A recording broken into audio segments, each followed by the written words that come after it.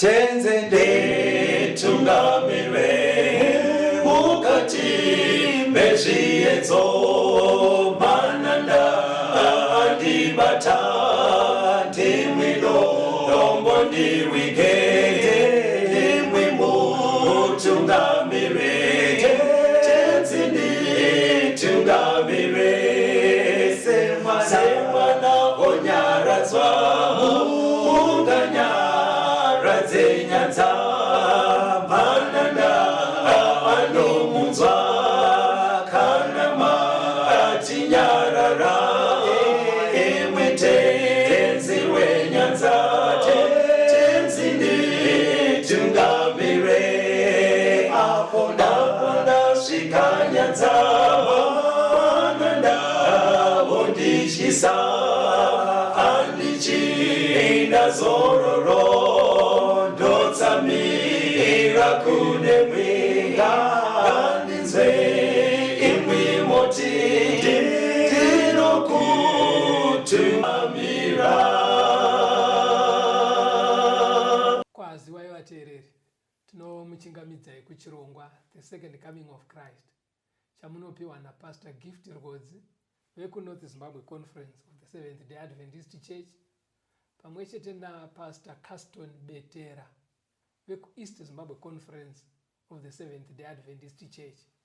Mustudio nhasi tina Proclaim RWODZI ndiye ari kutisira musign language. Mufundisi kwazisai vateereri. Vateereri tinokuchingamidzai. Tinoda kutenda musoro wedu wenyaya vateereri watinawo nhasi unotiwo mutemo waMwari unochinjika here. Okay.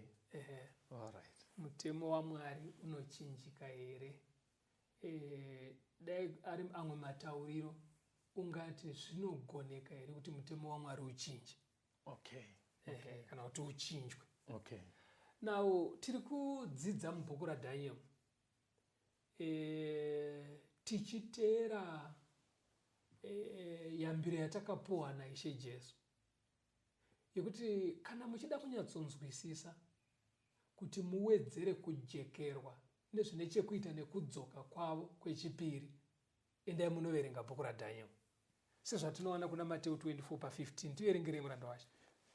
Matthew 24 verse ya 15. Matthew 24 verse 15.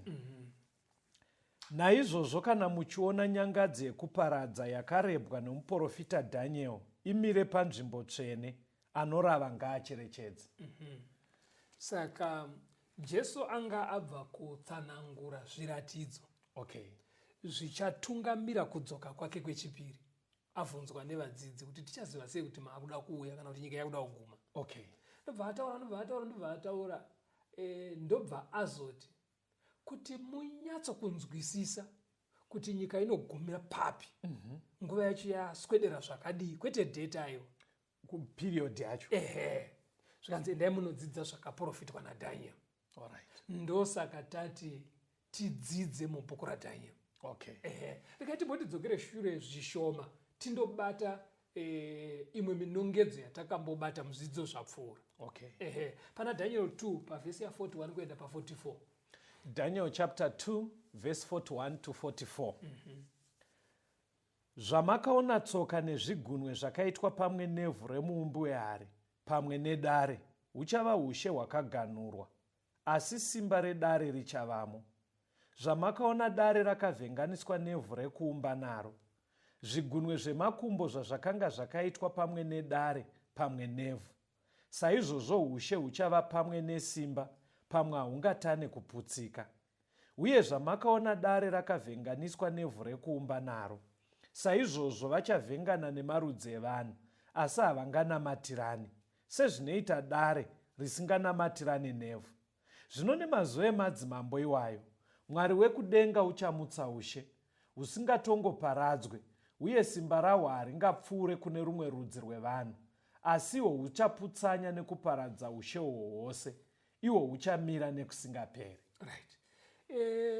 Daniel achidudzira hope dzamambo Nebhukadhineza, anotsanangurira mambo kuti kana muchida kuziva nezvekuguma kwenyika, pane ushe huchateverana. Asi hunofanira kutanga kuverengwa paushe hwebhabhironi. Alright, zvidzidzo zvatakamboita zvatakamboita zviya. Anoti kuchauya ushe hunokwana 4 huchiteverana. Okay. Pane hwechi4 anoti huchazodivhaidha. Okay. Huchazoparadzwa pobuda madzimambo mazhinji kubva mauri. Okay.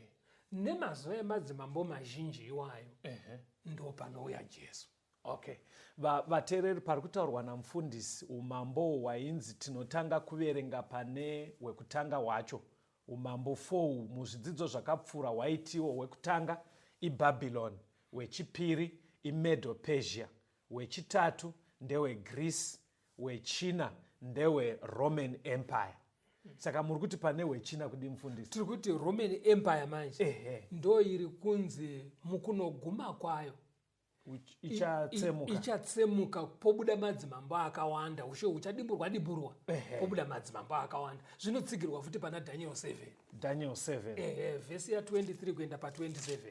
Daniel 7 verse 23 kusvika pa 27. Right. Akati, muka yechina huchava ushe hwechina panyika. Huchasiyana neushe hwose, huchapedza nyika yose nekuupwanya nekuuputsanya. Kana dziri nyanga dzine 10, paushe uhu pachamuka madzimambo ane 10, asi mumwezve uchamuka shure kwavo. Iye uchasiyana nevamwe vekutanga, uchakunda madzimambo 3, uchataura mashoko okumhuro okumusoro-soro, uchaparadza vatsvene, uye uchatsvaka mano okushandura nguva nemirayiro. Ivo vachaiswa mumaoko ake kusvikira nguva imwe nedzimwe nguva nehafu yenguva. Asi kutonga kuchatanga, vachabvisa simba rake kuti varipedze nokuriparadza kusvikira pakuguma.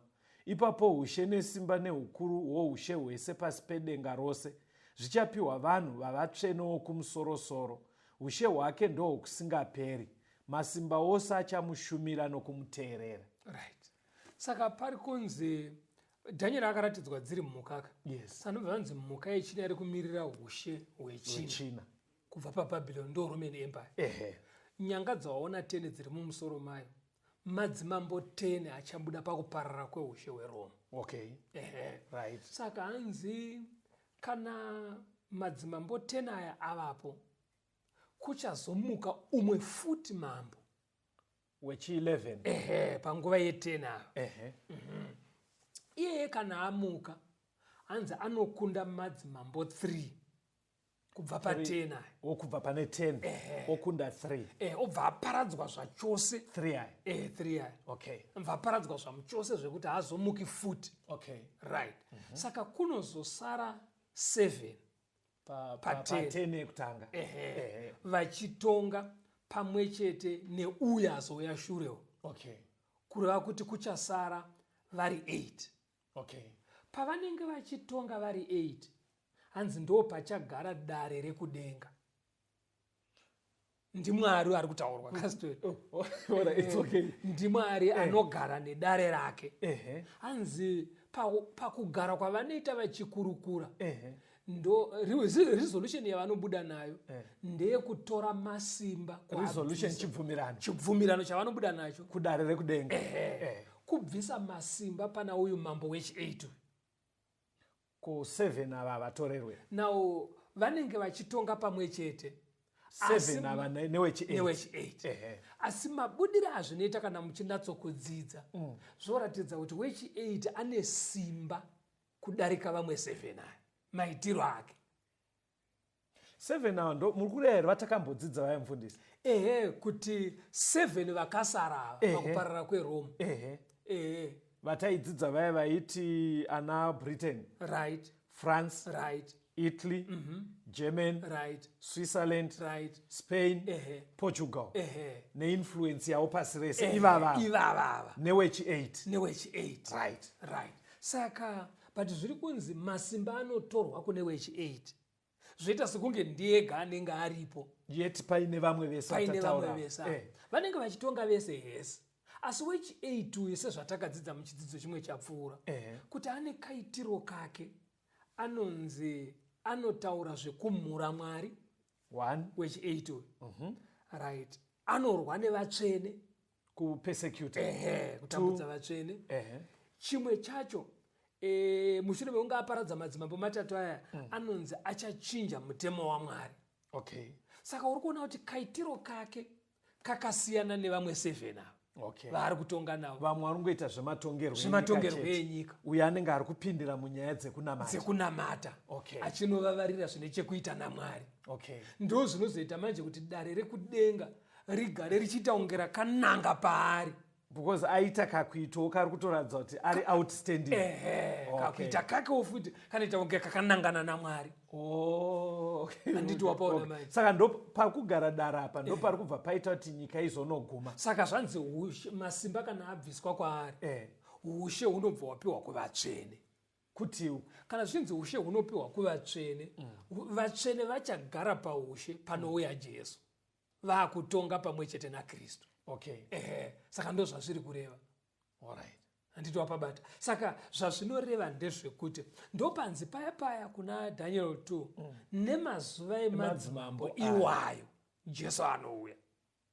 Apa timataurira muri kuita haabva akonzera here kapanic pastor. Ndiri kuedza kucherechedza vateereri vedu pavari kuteerera vari kwavari. Kuti because madzimambo acho tiri kutoona ariko nhasi. Right. Hamusi munokonzeresa here panic kuti mazuva atiri kutoona influence dzemadzimambo 7 aya zviri kutooneka izvozvo. Zviri kutooneka. Hapana chinofanira kuvhundutsa vanhu Kaston. Vatendika vane tariro isingavore. Tariro yavo ndeyekuona Jesu achiuya achisikovatora kupinda navo muushe. Saka kana vakaziva kuti mumazuva emadzimambo, mumazuva eEurope iriko iyi ndo pari kuuya Jesu, vanoti aiwa zuva raswedera ratakamirira. Zvinofanira kutovakurudzira. Kunze kwevasingadavo Jesu ndo vanonasa kunge zvingavadisturbe kuuya kwake. Alright pastor. Handiti zviri kucheka. Saka kugara kwedare rekudenga Mwari anenge achiti ngatichigumisai nyika, Jesu chienda unotora vatsvene. Okay. Upinde navo muushe. Saka zviri kunzi zvinoitika mumazuva emadzimambo aya. Europe iriko nhasi vachibata mukubata kwavo vanenge vachibata pamwe chete nechechi. Sekunzwisa kwatakaita kuti ari kunzi mambo wechi8 wekawo ichechi yemaKristu. Because chechi yemaKristu katakadzidza kuti pakaenda Jesu yakasara head office yayo iri paJerusarema. Yes. Nekufamba kwenguva headquarters yechechi yakazomuvha kuenda kucapital city yeumambo hwaitonga hweRoma. Kurome, Italy. Yes. Handiti wazviona. Asi ichingori chechi yemaKristu. Right. Saka haina kuparara. Paiparara amwe madzimambo aya. Saka yagara ikoko nekuita zvese zvayakaita inoramba iriko mpaka Jesu achiuya. Ndo zviri kuburitswa panapa. Saka muri kuti mimi mazuva emadzimambo aya ngandingodzokorora ndoda kuona ndabata here. Ndichadzokorora madzimambo acho kuti muri kuti mazuva ana England nekwese kune influence yayo. Germany nekwese kwakasvika influence yayo. Italy nekwese kwakasvika influence yayo. Switzerland nekwakasvika influence yayo. France nekwakasvika influence yayo. Spain nekwakasvika influence. Portugal nekwakasvika influence. Nechechi yaivemo muEurope ine muzinda kuRome. Zvobva zvakwana 8. Very good. All right. Thank you. Yes. Rega tinzwe pana 2 Timothy 3 verse 1 kuenda pa5. 2 Timothy 3 verse 1 to 5. Right. Zvino uzive chinhu ichi kuti nemazuva ekupedzisira nguva dzekutambudzika dzichasvika.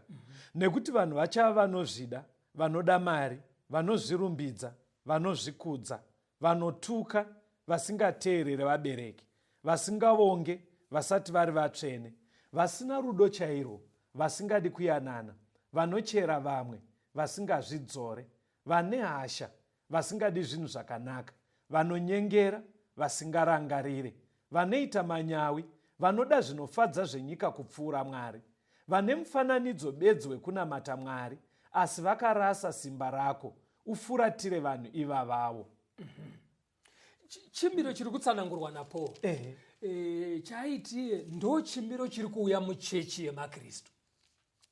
Vanhu vanenge vachiuya kuchechi asi vasina shungu nekunamata. Havana shungu nekuita zvinodiwa naMwari. Ko panzi apo pastor ameno mateereri mapanzwa panzi vane mufananidzo bedzi wekunamata asi vakarasa simba rako kudii. Kana munhu achinzi ane mufananidzo wedzika anoenda kuchechi zvekuti ukamuona nechekurika unoti baba avo ndevechechi, amai avo ndevechechi, kana kuti mukoma avo ndevechechi. Asi kana wazoswedera padhuze manje wakuona mararamiro avo anenge asina difference nezviri kuitika munyika. Saka ndo mufananidzo. Because picture haifambeka. Saka pane picture yekunamata. Asi kunamata kwacho kusipo. Okay. Ndo zviri kuita. Rega unzwe ichitsimirwa pana Timothy wekutanga 4 paverse 1. 1 Timothy chapter 4 verse 1. Zvino mweya unoreva pachena kuti panguva dzinouya vamwe vachatsauka pakutenda vachiteerera mweya inonyengera nedzidziso dzemweya yakaipa. Right. Saka uri kuona kuti Paul ari kuramba achitaura kuti muchechi zvichaitika vanhu vanenge vari vechechi asi vakatsauka pakutenda kwavo, pakufamba mune zvinodiwa naMwari. Dzidziso dzavanenge vaakufamba nadzo kana zvinzi dzemweya yakaipa kureva kuti idzidziso dzakabikwa naSatani. Ndo dzinenge dzaakudzidziswa panzvimbo yedzidziso dzinobva kuna Mwari. Saka ndo chimiro here chakapinda chechi. Ndo chimiro chakapinda chechi kubvira payabva kujerusarema ichizoenda nekurome ichitenderera kudai. Ndo chimiro chakapinda muchechi ichocho. Paul anochitaura futi pana vaTesaronika. Pana vaTesaronika 2 vaTesaronika 2 vhesi ya 9 kuenda pa11. 2 Thessalonians chapter 2 vhesi ya 9 to 11. Kuuya kwake iye kwakaita sebasa raSatani nesimba rose nezviratidzo nezvinoshamisa zvenhema nokunyengera kwose kwokusarurama kune vanorashika, nekuti havana kugamuchira rudo rwezvokwadi kuti vaponeswe. Saka Mwari unovatumira simba rokukanganisa kuti vatende nhema, kuti vose vasina kutenda zvokwadi asi vakafarira zvisakarurama vatongwe. Saka rona hanzi chimiro chinenge chamo muchechika ndechoti vanhu vanouya kuchechi asi havasi kufarira mutemo waMwari. Saka zvinoita Mwari manje anobvisa mweya wake mutsvene. Mweya mutsvene kana wabva manje simba reumwari rinotama muvanhu. Zvekuti vanhu vanotosara vakaperera vachifunga kuti tiri correct ivo vakarasika. Simba raMwari pasisina. Saka kana simba raMwari pasisina muchechi manje unoziva mweya waMwari ndiwo unokontrola vanhu pachechi. Unoita kuti pachechi pave nekudzikama. Saka kana mweya waMwari pasisina manje munhu agara anonetsa kukontrora kasitoni. Wakambona chero muKristu yaivo munotiwana tudiki twanoziva kuti unogona kutura twese neshamu pasina anombomirisana newe, tunongonetsa. Munhu necha yake ndeyekunetsa. Saka muchechi manje musisina mweya waMwari vatungamiriri vechechi ndibva kuti vanhu ava vanonetsa. Mukuru iyo chechi yemakristu yatangira Jerusalem iye zvino yaane muzinda kuEurope kuRome. Saka zvavaita maende zvokuti chechi yabva pakuteera dzidziso dzaMwari vazanganisa chihedheni chamo muchechi. But vanhu vakunetsa manje kuvakondorora because mweya waMwari hapasisina. Saka chechi ndo payakatanga manje kuenda kune vematongerwo enyika kunokumbira simba kwavari. Sezviya zvakaitwa chechi handiti yakazobatsirwa nana Belisarius nguva yana Justinian. Kuti vakunde maVandals, maHeru nemaOstrogoths, madzimambo matatu. Saka chechi yanga yakushandisa masimba ezvematongerwo enyika kukondrola vanhu. Mirai pfungwa yendoda kuti munyatsa kuidzokorora because ndoda kuti pamuri kutaura pesa ndokuedza kufunga kuti musoro wenyu wenyaya mati mutemo waMwari unochinjika here. Saka pamutaura nhoroondo ndikuedza kuda kufunga kuti hatisi tiri kurasa here vateereri kuti vari kunzwa here. Ndoda kuti musikotangira papfungwa iyi. Mirai timbonzwa kamba.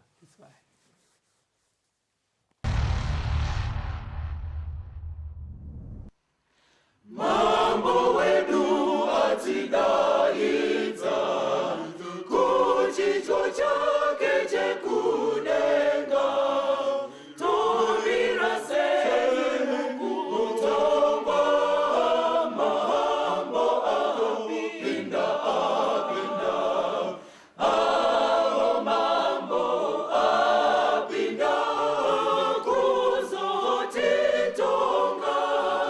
tichambira senyi mambo apinda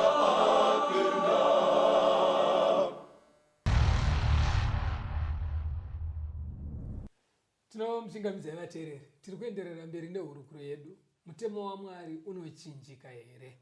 Tenge tasira pastor pamamatsanangura kuti mazwe emadzimambo anenge achitonga pachauya Jesu ndo Europe iriko iyi zvichienderana nekwese kune influence yayo. kusanganisira nechechi yemakristu yakazenge ane muzinda kuroma. Saka maamuchitsanangura kuti mweya waMwari watiza, pane pamaamuchitsanangura pandoda kuti mutangire ipapo kuitira kuti ndinyatsonzwa kuti muri kuenda nekupi. So far zviri muvateereri vedu vanzwa kuti Babylon ndobva kwaya Medo Persia, ndobva kwaya Greece, ndobva kwaya Roman Empire. Roman Empire ndobva yatsemuka kuita madzimambo 10 anolistwa ese, but aapo i7 matatu akaparadzwa anoti maHeru, Vandals nemaOstrogoths hapasisina. Kwasara England, Germany, France, Switzerland, Italy, Portugal, Spain. Ndo asara nekune influence. Then wechi8 mambo ataurwa ndiye wataona kuti chechi yemakristu yakapedzisira yaane muzinda kuRome.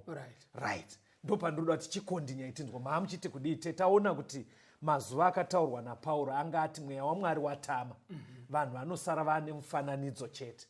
But kuti titi pari kunamatwa hapasina, zvaive zvazangana nechihedheni.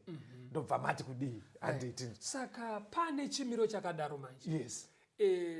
Naturally munhu anonetsa kugarisana naye kana pasina mweya waMwari. Yes. Saka vatungamiriri vechechi manje vanoti toita sei kuti tikondrole vanavo, because mweya waMwari unodzora hapana. Watama nekuda kweunhu hwamuchechi. Saka ndopa vakanotsvaga simba risiri rekunamata, rematongerwo enyika. Saka pakanga but hazvidiwe kaizvozvo mubhaibheri, asati azvidzidza edu zvekuti vechechi vaite ungo vari kutsvaga yeupuku, zvekushandira nechisimba, zvechisimba, itai so neshamu. Handiti wazviona manje. Saka simba rakanotsvagwa nechechi rekukondrora panyaya dzekunamata, vakapedzisira vakuti vakati kuvanhu namatai so anenge aramba, vaishandisa simba riya yakuranga. Pavaiti namatai so zvisiri mubhaibheri. Alright. Handiti wapaona. Saka chechi yakapedzisira yaane simba raitokondrola chero nedzimwe nyika.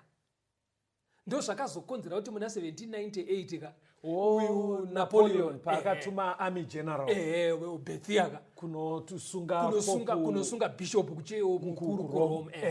Ndino chechi iri kuti sembura iri kuti kanganisa zvatinoda kuita, because vanga vakutoita unge madzimambo ari kurwisana. Handiti wazviona kureya iye mambo wechi8. Saka chechi yanga yaane simba rakadaro. Simba iroro ndo rayakazoshandisa manje kushungurudza vanonamata. Saka paya patakazoverenga kuna Daniel 7 pa25 pakanzi achafunga kuchinja mutemo waMwari. Amauya manje. Iye mambo wechi8. Saka ndopamaita mubvunzo wekuti mutemo waMwari unochinjika. Zvinogona here kuti uchinjwe mutemo waMwari. But danger yandiri kuona manje, mandijekesera manje. Danger yandiri kuona ndikati danger ndiri kuona kuti hatigone here kuti kwamuri kuenda kwacho kwanisiri kuziva, hamugone here kukanganisa vateereri vedu. Because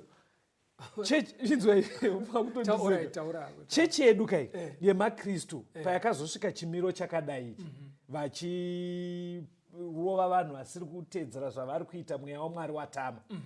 But ndo zvakaenheritwa nematendi vatendi vazhinji variko nhasi.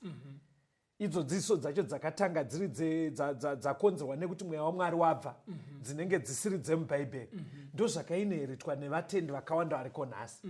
Endi pavatenda apa manje ndo pane vateereri vedu. Murikuzwa zvandotaura. Ende vari kutonamata vakapera. Saka ndikutya kuti chidzidzo chenyu pamuri kuti mutemo waMwari unochinjika here, ko chikanopera chichiti hauchinjike, yeti isusu tiri kurarama sekuchinjwa kwazvakaitwa namambo wechi8. Unoziva zvinoitika Gaston kana uchifamba rwendo. Aiwa manzwa here ndaunzwa mubvunzo wako, saka ndosaka ndakutopindura. Aiwa musakurumidze kumhanya. Ndiri kuti zviri kutoraramika ye zvino nengari yekuti mambo even bhaibheri rakatozvona kuti ane simba, ndiye ane influence yakazara muzvinamato zviriko. Handitika but vanhu vari kunamata nhasi vanenge vachinamata vakaperera. Saka tomboti anza yenyu, handisi kuziva kwamuri kuenda nechidzidzo, ichi anoti mutemo waMwari hauchinjiki. Yeti muchidzidzo chakapfuura takaona kuti mambo wechi8 ndiye akachinja mutemo wokuti usazviitire zvifananidzo, kana chifananidzo chemurume kana chemukadzi. Iye mambo ndiye akachinja futi mutemo wesabata kubva paSaturday kuenda paSunday. Saka anze yenyu ikanoti mutemo waMwari hauchinjiki, hamusi kubva matokanganisa here vateereri vedu ese? Unoziva kuti vateereri vedu vakazangana. Kune vari kunamata vaine shungu dzekuenda kudenga. Vanhu vakadaro vanotsvaga kufadza Mwari nemwoyo yavo yese. Kune vamwe ofcourse vanongoenderawo kuchechi mufananidzo sezvaitaurwa naPaul zviya zviya. Vanogona kubohekana. Asi vari kutsvaga kuda kuenda kudenga. Unoziva kuti kana munhu uine kwauri kuda kuenda uri parwendo, ukarayirwa nzira neumwe munhu wawanga uchifambidzana naye, iye wozotsauka akuenda pamba pake, wozoti papamberi woudzwa kunzi nzira yauri kufamba nayo handiyo, haubohekane. Unototi Mwari vandirwira, handichapedza simba rangu ndichienda kusiriko. Wepinda munzira chaiyo. Saka conclusion ichabuda kana iri kubva mubhaibheri, vatendi vanoti Mwari wakanaka. Hazvikanganisa vateereri. Chibva waverenga vaRoma 7 pavhesi 12. vaRoma 7 vhesi ya12. Romans 7 vhesi ya12. Naizvozvo murayiro mutsvene, mutemo mutsvene, wakarurama, wakanaka. Mutemo waMwari kana tichidzidza mubhaibheri unonzi mutsvene. Handiti wazviona? Nekuti pana Mwari ndo pane mwoyo waMwari ipapo. Saka pane presence yaMwari, utsvene hunenga huripo. Handiti wazviona? Mutemo uyu watiri kutaura pamirayiro ine 10 ndo iya yakanyorwa pamahwendefa pamadombo. 10 yakanyorwa nemunhu waMwari. Yaigara muareka. Handiti wazviona? Areka chaingova chibhokisi chakaitwa nematanda. Handiti chaitwa nematanda kudaro. Areka yakanga yakuyera, yakanga isisini chinhu chakajairika. Ndosaka wakaona uyu mukomana uyu Uza paakanoibata akabva afa, nekuti ainzi abata chinhu chitsvene. Areka payakaendeswa, payakatorwa nemaFiristia paya vai pavakaitora vakaenda naye mutemberi madhagoni chimwari chavo. Handiti dhagoni first day akafuma akadona, ndobva vasvomutsa chidhori chiya. Mangwana acho ndobva vaona chakadona chakadimbuka vaibva vati pavakabvisa ibomo ndobva vanhu vatanga kuita mamota mumaguta kusvikira vazoti ndatidzorerei areka iyi, ndobva yadzokera. Saka muri kuti kudii? Tiri kuti isusu chibhokisi ichi handicho chaiitisa izvozvo. Chakatanga kuyera kuva chitsvene nekuda kwecontents dzacho. Mutemo wakanga waiswamo mutsvene uyu ndo wakaita kuti areka ive tsvene. Wapabataka? Saka mutemo waMwari mutsvene kastori. Zvekuti patei tichitaura nezvavo, musangodzimbidzira kwandiri, mboudzaiwo vateereri. Vaudzei kuti mutemo mutsvene. Nemi vateereri, mutemo waMwari kana tichiutaura tichiuverenga uri kunzi mutsvene. Ende utsvene hwacho ndo hwakaita kuti pawakagadzikwa muareka yakabva yatanga kuyera. Saka chinzwa unzwe manje zvinotaurwa pana zvakazarurwa 14 pavhesi 12. Zvakazarurwa 14 vhesi 12. Ndipo pano kutsungirira kwevatsvene vanochengeta mirayiro yaMwari nekutenda kwaJesu. Unoona munhu anochengeta mutemo nekuti murayiro wacho mutsvene, iye anobva anziwo mutsvene waMwari. Murayiro mutsvene wakaiswa muareka, areka ichibva yava tsvene. Anochengeta murayiro uyu anobva anzi mutsvene nebhaibheri. Ndokudefina kweBhaibheri. Saka chinonzi mutsvene nebhaibheri munhu anochengeta mutemo mutsvene waMwari. Apo ndapabata. Inzwa muparidzi kuti anoti kudii? Mwari, shungu dzaMwari kana akatarisa vanhu. Muparidzani 12 pavhesi 13. Muparidzi 12 vhesi ya 13. Zvino shoko guru pazvose zvatanzwa heri, itya Mwari uchengete mirayiro yake, nekuti ndizvo zvakafanira vanhu vose. Vanhu vese according to this passage vanofanira kunge vachitochengeta mitemo yaMwari. Kana Mwari akatitarisa so, anenge umwe nemumwe kwaari kumba kubasa. Chirungu inototi hanzi it's the whole duty of man. Utori duty. Ndo zvinotoraramira munhu. handizvo ndo basa raanofanira kutoita rekuchengeta mitemo yaMwari. Handizvo pabataka. Ende zvinotsimirwa naJohn 1 John 5 pavhesi ya3. 1 John 5 verse 3. Nekuti rudo rwaMwari ndirwo kuti tichengete mirayiro yake. Mirayiro yake haireme. Chinonzi hairemeka uchaona patinondopedza chidzidzo chedu. Nekuti vanoda kuichengeta vanobatsirwa naMwari. Vanopiwa simba racho. Vanopiwa simba racho. Zvirevo 28. Kuwani pane vanobva vatotaura dzimwe ngononzwa kuti aiwa chechi yakati ndakaitadzaini. Mitemo yacho yakanyanya. Even mitemo yacho iri yaMwari iri kutaura. Iri yaMwari. Unonzwa kuti aiwa ndakaitadzaini mitemo yacho yakanyanya. Unoziva kuti vanhu vanenge vachidza kuti pai kusada yamutemo here. Aiwa, vanhu vanoendera kuchechi zvakasiyana-siyana. Vamwe vanonzwa tsvaga chechi yaunopinda ugowanawo vanoimba panhamu pako. Ndizvazvanaka ugonawo vanokuimbira dzekuchechi panochata mwana wako. Saka vanhu vanenge vachitsvaga vanhu vachauya kunhamo afa. Mai vakavigwa ivava vasikana. Zvakaita vanhu vechechi. Pane mudhara akabva ataura kuti tichiviga mumwe munhu pakunopedza paya usati waita vote of thanks. Zvikanzi uyo agonawo anga achinamata. Imi vana baba vesu ari panemi nekuwanda kwaita machechi uku woshaiwo kana chechi yako zvayo kana yepasi pemuti zvayo kana yekurwizi woshaiwo kana chechi yako. Saka mufungwa mavo vanhu havasi kunamatira kuenda kudenga asi kuti vagorerukirwa wano pekupaikira bedzi. Handiti wazvoona. Saka kana vachizoti ndakaitadza ini inotadzikawo zveshuwa because chawavinga. Chawavinga ndocho because unofanira kuona effort yaunoisaka inoenderana nechauri kuvavarira. Saka kana une shungu dzekuenda kudenga chero pakaoma.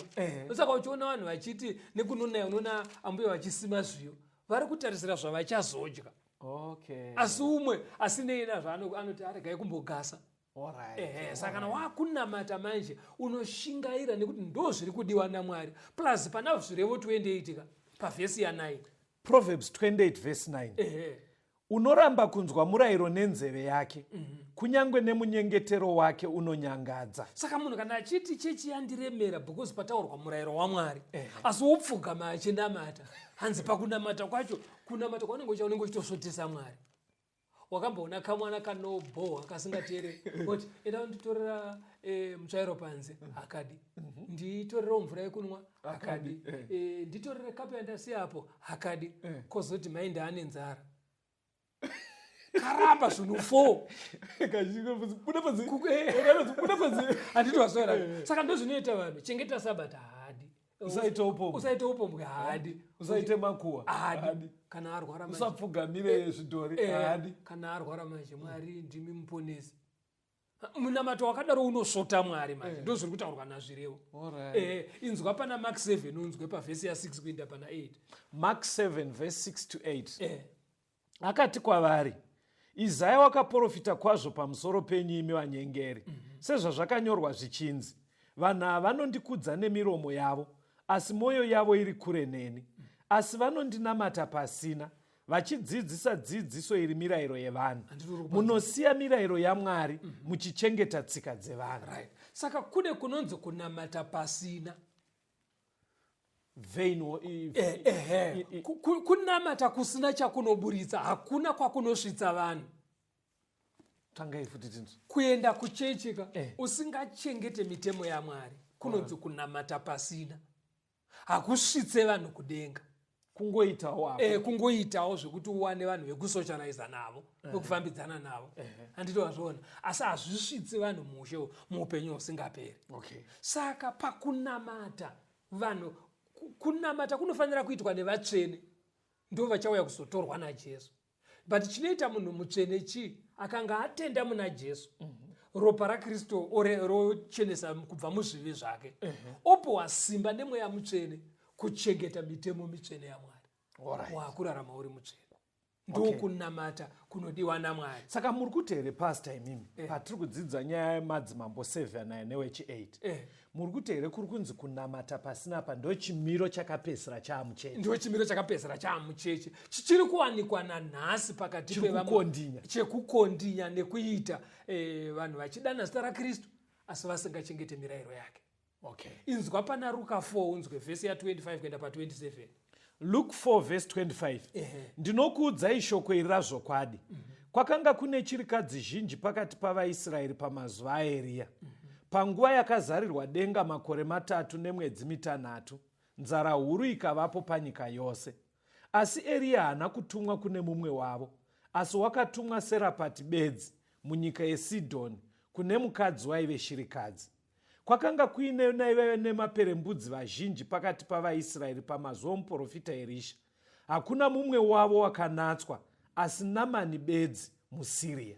Saka chinokosha pamberi paMwari Yes. hakusi kungoti munhu uri nhengo yechechi.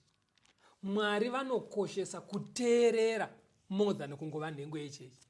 Ndosaka Jesu ari kurumbidza shirikadzi yekuZarepati yakanga isiri muIsraeri yaisatoenda kuchechi. Okay. Kuti shirikadzi iyi yakateerera Mwari pakufidha muranda waMwari. Uye kwaiva naNamani anga asingaende kuchechi, anga ari muSiria, aitova muhedheni. Asi munhu aiti zviri correct zvinofanira kuitwa aizvikoshesa. Saka paakaudzwa nezvemuprofita aive paSamaria, akaenda nekutenda akanoponeswa. Kuine vaIsraeri vaitiwe nemaperembudzi. Okay. Saka hazvifanira kungoti ndiri wechechi iva nechechi yaunopinda. Mwari anokoshesa kuti uchienda kuchechi ikoko uri kuteerera here. Zvakataurwa. Unozati kana uchiverenga kuna Amosi vateereri ngatiteererei. Ngatimboteereraiwo Mwari. Because mufundisi ndikuona vari kuramba vachitsimbidza zvoti ndega muno mustudio ndakutoremerwa. Iri pedzisira kuita kunge nyaya yangu yekungodziteerera munhu, teerera uite mitemo yaMwari. Ndoda kukumbirai kwamuri kwese iko kwateerere. Ngativei vanhu vane chinamato chinoteerera Mwari. Manga muchiti kuti ndachiti kuna Amos chapter 2 kana mukazoverenga vateereri. Yes. Asi zvikuru sei vhesi ya9 na10 unonzwa Mwari achiti vaIsraeri ndakavakundisa vaAmori vakanga vakareba semusidhari, vakasimba semuoki. Muoki muti wakasimba sezvatingaiti muenzaniso wemuvanga wokuti bango rawoka rinoita 30 years rakachererwa pawaya mujuru uchizesa. Saka hanzi Mwari ari kutaura kuti maAmorites anga akasimba vari magiants, asi ndakavakunda ndikaisa vaIsraeri vandakanga ndanotora kuEgypt. kuEgypt kuya kwaina Fara ane ngoro dzesimbi. Saka Mwari akaita neumwari hwake nesimba rake kurwira vaIsraeri kuvakundisa. Asi pavhesi ya4 na5 ya Amos 2 Mwari anoti Israeri nekuda kwekuzvidza mirayiro yangu nekusachengeta mitemo yangu ndaakukuregai moto uchibatira paJerusarema mupambwe nedzimwe ndudzi. Funga kuti Mwari akavakundisa magiants kamaAmorites, asi vakazouya vakakundwa naNebukadhinezar aibva 1000 miles kuJerusarema kuBhabhiloni. Reason varamba kuchengeta mitemo yaMwari. Alright mufundisi, vateereri toda kutendai. Ngatimbonzwa kambo tuye tienderere mberi nechidzidzo chedu. Zvinoita here kuti mutemo waMwari uchinjwe? Tichazoonana usu na tenzi toonana, ndinodisa kumuona Jesu wakanifira, ndichazomuona tenzi iyo miri kwedenga, tichazoonana naye.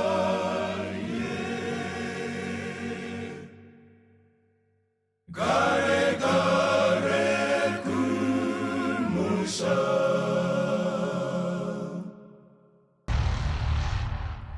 Tinomuchingamidzai vateereri, tiri kuenderera mberi nehurukuro yedu nemusoro wenyaya kuti mutemo waMwari unochinjika here. Ngatifambei pastor. Right. Taona muchikamu chapfuura kuti Mwari pakati pevanonamata anokoshesa kuti vamunamate vachichengeta mitemo yake. Regai tiinde mberi tiverenge zvakazarurwa 11 pavhesi ya19. Zvakazarurwa 11 vhesi ya19. Ipapo temberi yaMwari iri kudenga yakazarurwa, areka yesungano ikaonekwa mutemberi yake. Right. Kudenga mutemberi yaMwari mazarurwa, John akaoneswa areka iri kunzi areka yesungano. Right. Verengai pana Deuteronomy 4 verse 13 tinzwe kuti chiri kunzi sungano. Ndakatobvunza kuti sungano chachi. Alright. Deuteronomy 4 verse 13. Ipapo wakadudzira sungano yake kwamuri yaakakurayirai kuti muiite, iyo mirayiro ine 10, akainyora pamahwendefa 2 emabwe. Saka zvaita zvajeka. Apedzise nyini ndatonzwa. Anditi. Saka zviri kunzi kudenga mutemberi yokudenga yavhurika. Jona akaratidzwa areka yesungano. Kureva kuti areka ine mitemo ine 10. Anditi wapabata. Saka areka iyapa yakanzi iitwe naMozisi aitonzi kopa iri kudenga. Zvekuti pakavakwa temberi naMozisi ka sanctuary yaya aitotora aikopa zvayakaita kudenga. Saka pastor, can you confirm musati maenda ine kudenga ndoza kuti kudenga kunotone areka iri kwese zvareva vhesi? Ndo zviri kutotaura vhesi. Ende ukadzokera kuna Exodus unotodzoka Mozisi achiti kana makuita ita sezvawaratidzwa mugomo, because akakwirwa naye mugomo ka ndobva aratidzwa kudenga, achiratidzwa temberi yekudenga nefurniture yacho yese, ndobva anzi chienda unoita sezvandakuratidza. Saka yakatanga ndeipapa yaMozisi here Mwari ndobva azoitawo yake uko. Mozisi akatokopa original iri kudenga. Uyu waiva mufananidzo yaitova kopi. Saka dai ari madocuments original iri kudenga. Iri kudenga very good. yaMozisi ndo yaive kopi. Alright. Saka panapa zviri kubuda pachena ndezvekuti original iri kupi? Iri kudenga. Saka pamitemo ine 10 manje Mwari paakazoinyora akanyora achikopa wekudenga achigadzira duplicate yacho. Anditi wazvoona ka? Saka duplicate ndiye akainyora. Duplicate yacho futi. Zvatinozosangana nazvo mubhaibheri yakopi ana Mozisi vakutokopawo kubva padombo. Saka Exodus 20 panotaura mutemo ine 10 Mozisi paakazonyora pamapepa aya andiri kuerenga muno mustudio ndiye akutokopa kubva paduplicate aive madombo anyorwa naMwari. Anditi wazvoona. Saka kana munhu achinzi anochinja mutemo pano pasi anogona kuchinja zviri pakopi. Anditi wazvoona ka? Ameno zvandiri kutaura kuti zvinganzwike here kuvateereri kasitoni. Unogona kuwedzera kutsanangura kuti munhu akafotokopa birth certificate anditi ka kana rimwe document kana tsamba oenda nefotokopi pafotokopi paya ozonyorera zvimwe anditi ka ochinja zvosiyana nezviri paoriginal. Fotokopi inogona kurambwa. Vanhu vanoramba harisi kunyatsooneka. Anditi wazvoona. Mainyora sei ne original. Saka pamitemo yaMwari kana zvichinzi akachinja mutemo waMwari anochinja pakopi. Original kudenga ichingori sezvayaive. Saka mambo wechi8 uyu chechi yakachinja duplicate. Yakachinja kopi. Saka vanhu vari kuratidzwa kopi yakaadjustwa. Vosungunuka vakabata pakopi saka utsosika uyu. Pakaitwa chitsotsi pakabiridzirwa vanhu. Anditi wazvoona majeka. Saka original ichiriko kudenga. Saka pastor pachaitwa sei? Enda pana Mateo. Kuti unzwe kuti pachaitwa sei. Ndaida kubvunza wangu iri pasi. Mateo Mateo 5 verse 18.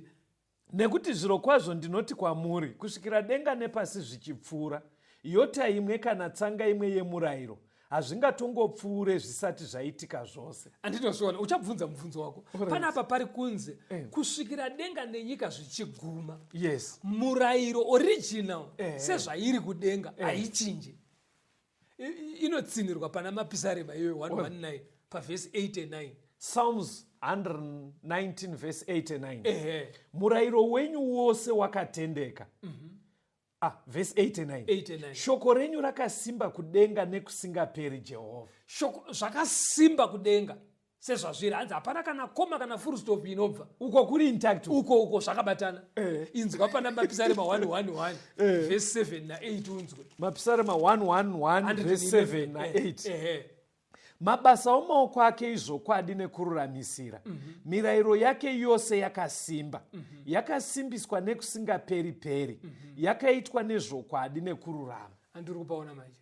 Saka original yekudenga, fortunately hapana munhu akabvumirwa chero wechechi, chero mutungamiri wechechi kuenda kudenga. Otherwise paiita basa yanochinjwa zvairi kudenga. Alright.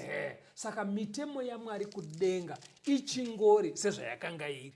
But problem chinzwa imvunzwa ndaida kubvunza ndokuti kana since pakaita chitsotsi kubiridzira uku kwekuchinja kunyanya patakaita chidzidzo chapfura, right, takaona kuti chitsotsi chinokasika kutooneka chiri pamutemo wechipiri, right, unoti usazviitire zvifananidzo, chingave chemunhu ari kudenga kana panyika, kana chemurume kana mukadzi, right, usazvigadzire kana kuzvipfugamira, right. Ndobva taona futi mutemo wechina unoti rangarira zuva resabata, ndobva taona mubhaibheri kuti zuva resabata isaturday nhasi, right.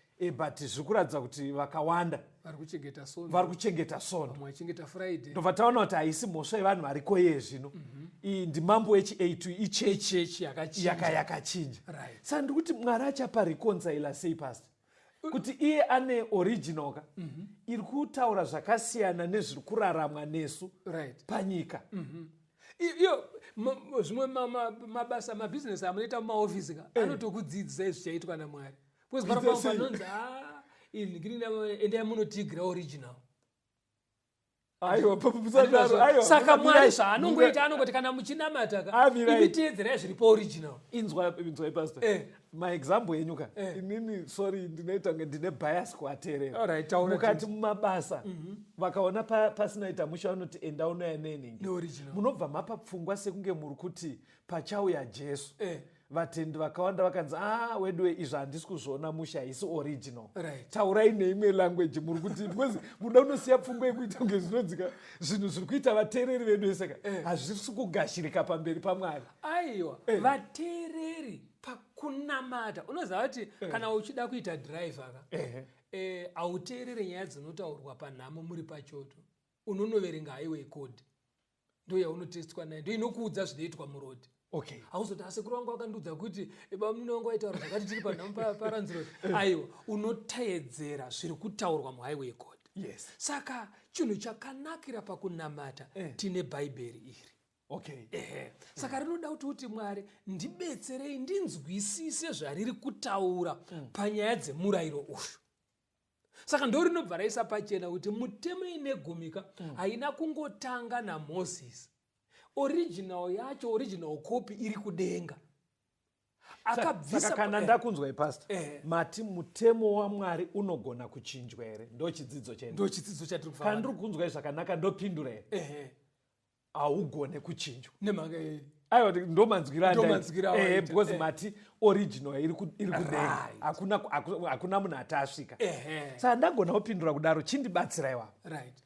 Tobva taita vanhu nekuti ndo zviri vateereri vedu vazhinji kwavari kuti iye zvino izvi vari kutoita nemwoyo wese vachinamata Mwari, but vari kufamba nemitemo yakaita kakubiridzirwa iyi yakunoita sekunge zvinonzi sabata rekuenda kuchechi isvondo.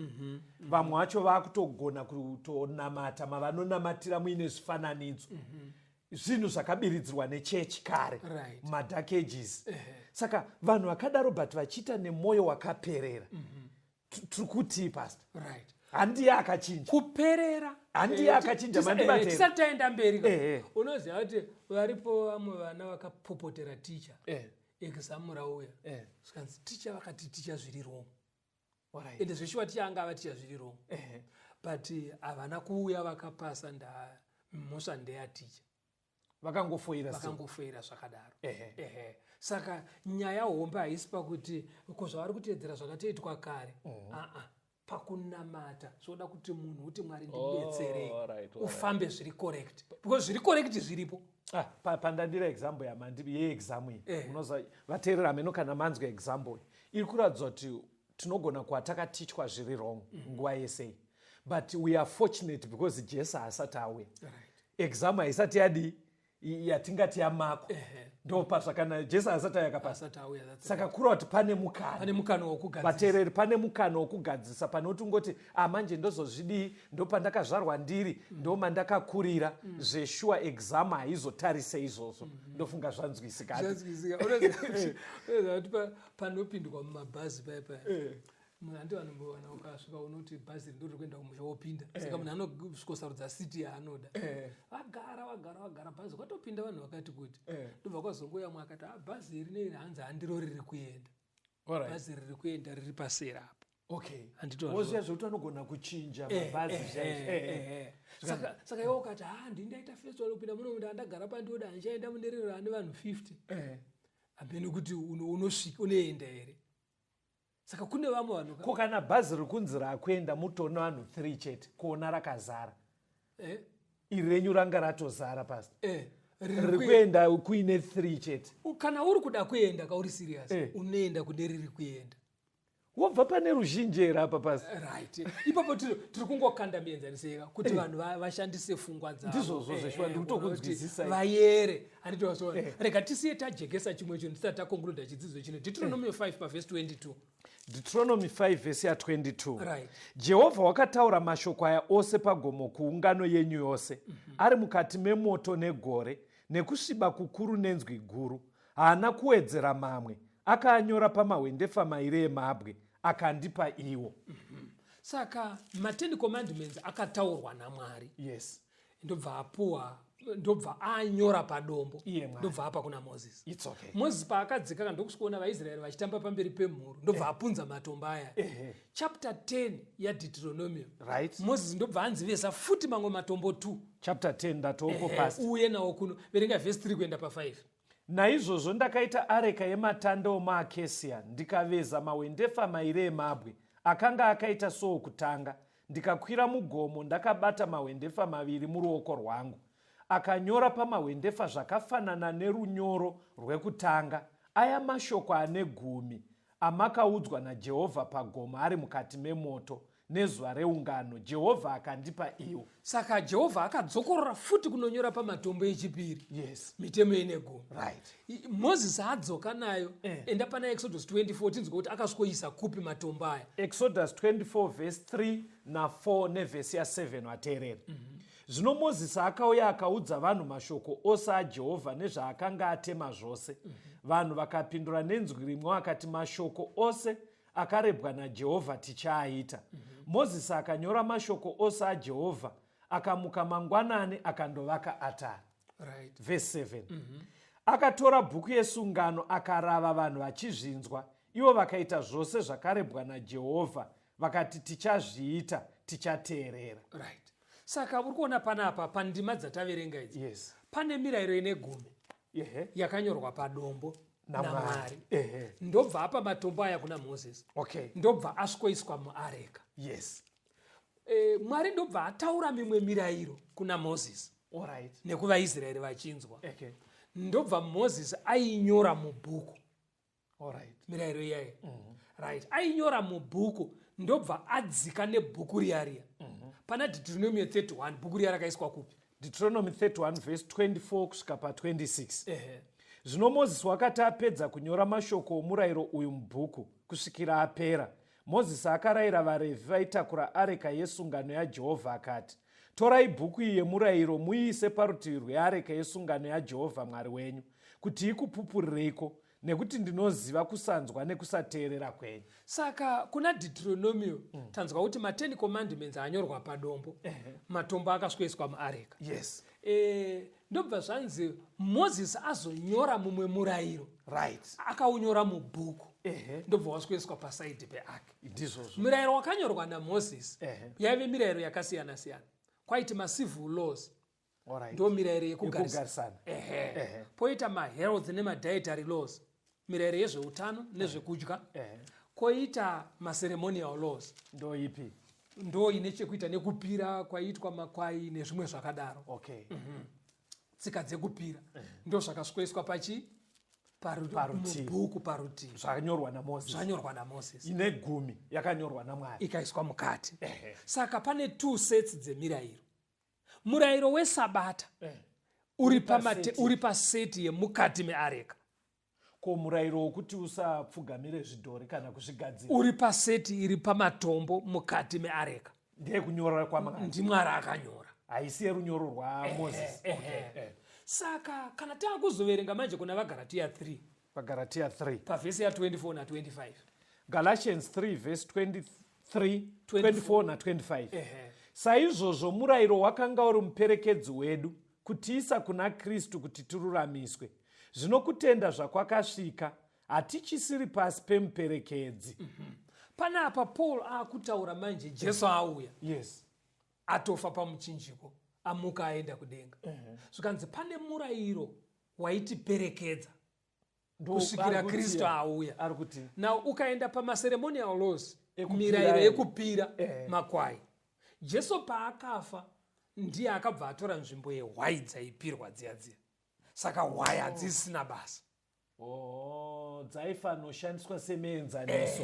Ranga riri zano reruponeso raidzidziswa nemifananidzo kuti tisvike pana Jesu. Macivil laws yaive mirayiro yaishandiswa nevaIsraeri pakugarisana sekurayira kwaMwari. Asi nekuzoparara kwakaita Israel as a nation, haichashande mirayiro iya, because Israel haisisiri seiya. Right. Asi kune mirayiro yakafanana nemahealth laws nemadietary laws. Ukadya ropa nemafuta unorwara makonsekwensi acho. Inoapply kuma-individual. Inoapply kuvanhu vese.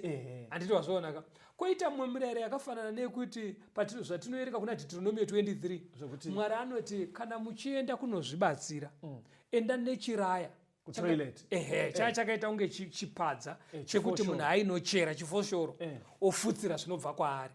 Hanzi kuti kana ndaakutenderera pakati penyu ndisaone tsvina ndisemburwe nayo. Ndo concept yakadevhelopiwa aamatoireti atiinawo nhasi. Saka ichiri kushanda iyoyo. Alright. Saka yaitiperekedza pana Kristu ndo maceremonial ekupira, kwete iyi yekunyora nemunwe waMwari. Yakanyorwa nemunwe waMwari manje inogona kunzwisiswa sekudaiwo kuti ma10 commandments anokuradza kuti uri mutadzi. Saka ndoita sei ndonoparara here? Unzi aiwa hapana need yekuti uparare. Jesu aripo. Saka tenda muna Jesu. Kana watenda muna Jesu wakunongedzera kuenda kuna Jesu. Handiti mazvoonaka segirasi rakuonesa panoda kugadzirwa. Wasvika pana Jesu wachena, haupukanye girasi. Unoramba uripo richisevha purpose yaro. Kuramba richikubatsira. Saka mitemo yakanyorwa padombo haipwanywe nekuuya kwaJesu. Inoramba iripo. Ndo inozonzi iya naPaul kuna vaRoma 8. Romans 8 verse ya 4.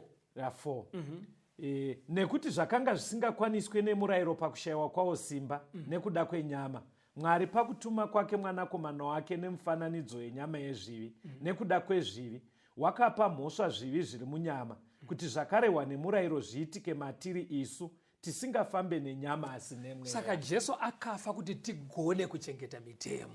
Ndapanzwa. Saka mutemo hauchinjiki. Sorry yenyu, nguva dzedu dzakwana. It's fine. Mutemo hauchinjiki. Right. But uri kutoita segrass kutiradza pachikanganiswa touya kuna Kristu. Right. Ndofunga pakujekera ivateereri toda kutenda nekuteerera kwamaita chidzidzo chedu tisati taonekana sezvamunotibvunza kuti vamwe mune shungu dzekubatsira kuti chirongwa ichi chirambe chichisvika kwamuri, vanoda kuita rupande pakutengwa kwemasaisai kuZBC kuti chirongwa chirambe chiri pamhepo. Ndakukupai bila code ye The Second Coming of Christ yamunogona kushandisa kutumira mari dzenyu.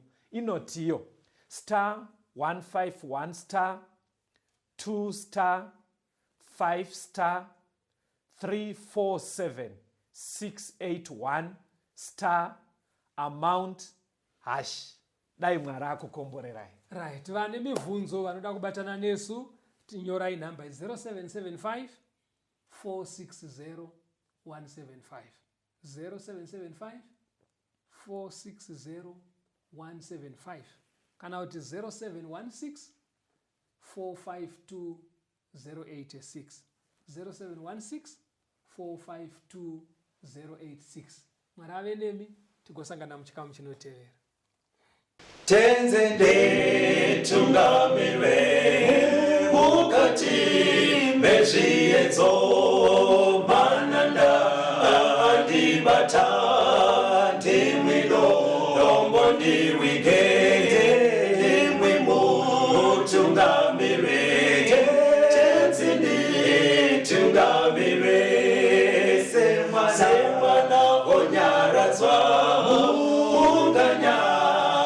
dzenyanza mananda anomunzwa kana matinyarara imwe tenzi wenyanza tenzi nditungamire apo ndasvika nyanza mananda vondishisa andichina zororo ndotsamira kune mwinga andinzwe